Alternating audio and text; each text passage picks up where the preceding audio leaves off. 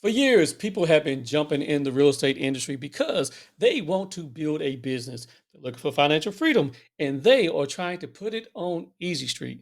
But here's the thing, they all end up going out of business. We have a huge failure rate, and a lot of people don't know why do they fail in real estate. I got the answer. They already had a little why. Now, if you have a thin why, you're not going to make it in this business. So let's talk about it. In this particular video, we're going to talk about why you got into real estate. I'm going to give you guys my story. And if you walk all the way to the end, I will then take you through a couple questions you need to ask yourself before getting in this business. All right. Like and subscribe. Let's go.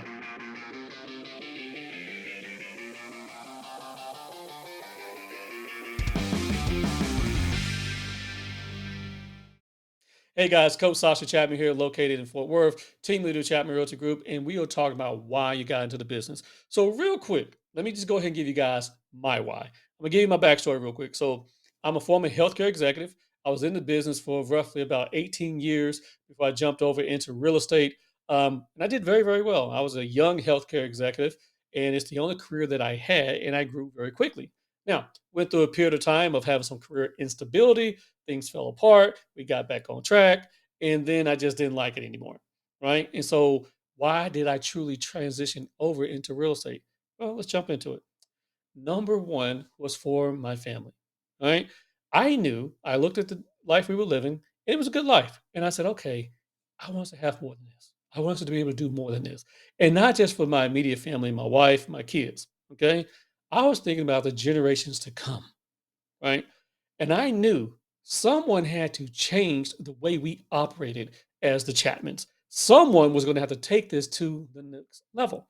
And I looked at my son, I looked at my daughter, I said, okay, one of these guys is going to change the game. Huh? And then I realized, dude, you're only 30.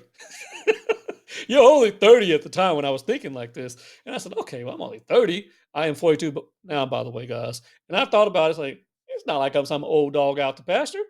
I am the one to change it. I'm the one who's going to change the entire bloodline. It's going to start with me. I'll stay up late. I'll work harder. I'll work smarter than anyone else. And I figure out how to get my family out of the rat race. And so that's what we started looking at. What different businesses could we do and have as a family business that can be passed on to the next generations?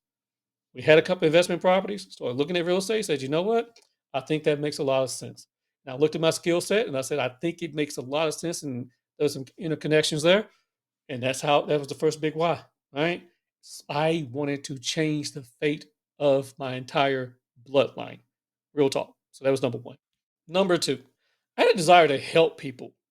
It just felt like in the healthcare industry, we wasn't helping people as much as we used to. There was so much politics going on, and our industry was changing that I would see people leave the hospital not getting the care I thought they deserved or that they really truly needed, or less people getting access to care. And we were in a Catholic hospital trying to care for more and more people, non for profit. The industry was just in a messed up place at that time. And I just felt in my soul that we could help more people and I wanted to help people. I wanted to feel good about the work that I was doing and helping folks. And it's kind of hard to feel good about helping people when the last couple of years of healthcare, 5 years or so, most of my job was letting people go, cutting costs here, cutting costs there. And you cut this much money out, this much money out.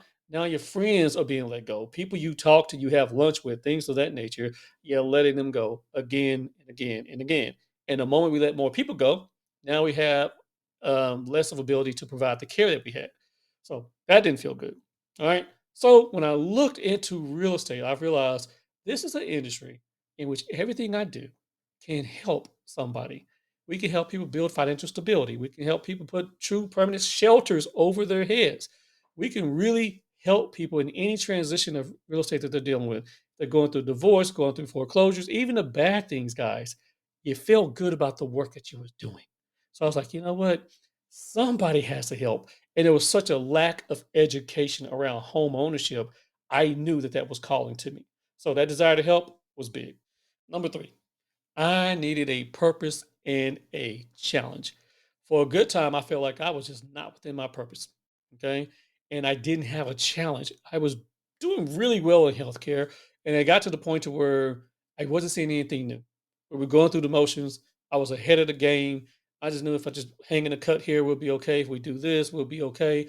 And I was able to build business relatively pretty easy. And so I just wasn't challenged anymore. But you know what's challenging? Not having an IT staff, not having a marketing team, not having business development, being it all on you. So I started questioning myself, am I as good as I really think I am? Am I? I don't know. Are you that good, Sasha? So being a real estate agent and you're everything, your IT support, your phone support, you're the one calling the leads, you're the one doing the marketing, you're the one doing the listing presentations. You guys know the job. You're it. Can you do that? That was challenging because I was used to commanding troops and having others do things for me. So now it was all me to do it. And I was super excited about that and having that challenge. Can I actually take a business and take everything I've learned in school and in healthcare and apply it into real estate? Take that Lean Six Sigma process improvement and map out real estate and do that. And you know what? I love the challenge even to this day. We've been very successful taking that skill set and applying it here, and it's working out wonderfully. So yeah, I needed purpose and I needed a challenge. And number four, money. I was capped in my income. Either I was going to continue to grow in real estate and become a healthcare executive, or I was going to find something else that I could do in order to grow my income. Real estate is uncapped income. Let me say it again. Real estate is uncapped income, guys. You can continue and grow, whether it be you're an expert in new construction, working with veterans, listing agent, buyer's agent, leasing agent, investor, you name it. There's so many ways of making money exponentially in this business, right? I didn't have a real estate coaching business not that long ago, and now I have a very successful real estate coaching business. So I thought about that. And I said, okay, I want to be able to, really do something where I can have several sources of income. And if I'm not selling houses this month, I'm probably making another 20,000 doing something else on that particular month. So I have multiple sources of income. Thank you, EXP. I appreciate that. And I have been able to really drive my business in a number of ways, even in a good and down economy. So that's why. All right, guys. So those are my whys. So real quick, let's talk about a couple questions that you need to ask yourself when you start to get in this business. Number one, is your why more than money? It has to be more than money. If it's only about money, that's not gonna do it for you. You can make a lot of money in this industry. I understand it 100%. But if your big why is only money, that's paper thin. It's not gonna get you up in the morning. It's not gonna make you do what you need to do, especially when it's all on you to do it. Okay. Number two, let's go into it. Will it fulfill you? Is your why going to fulfill you? And if it's not, if you don't have it in the passion for this industry, guess what? You tend to step away from it and not do well. The agents who don't have a passion for it and it's all about money or whatever it is, they're not good agents. They're just not good agents. They don't look over their contracts well. They don't know the contracts for crying out loud. There's no due diligence. They don't communicate. You can really mess up someone's life by messing up their real estate transaction. Let me be clear about that. So we really don't need any agents in our industry that don't want to be good at their job. This is not the type of thing that you can do and just be horrible at it. There is huge financial consequences to it. Okay. So if your why is not going to fulfill you, it's too thin. It's way too thin. Number three, is this a side hustle for you or is this going to be a legitimate business? Okay. The folks who get into this saying they're going to make it a side hustle and they don't last. They may do good temporarily. They may do good temporarily, but it just doesn't last for them. They don't stay in the business long. Those who come in and say, I am going to build a good, respectable business with a respectable reputation, stand the test of time, no matter what is going on in the market. They do well. Right? Question number four. Is your why temporary? Let me tell you what I mean by that. Is your why temporary, or do you feel it now because you're in pain, because you're financially strapped, okay? Because you need something to get you up out the bed, get you going? Is that a temporary feeling, or is that going to be something that's going to sustain you 2, 3, 5 years from now? Okay, I've seen a lot of agents get gung ho temporarily, and then they fall off because it's not there anymore, right?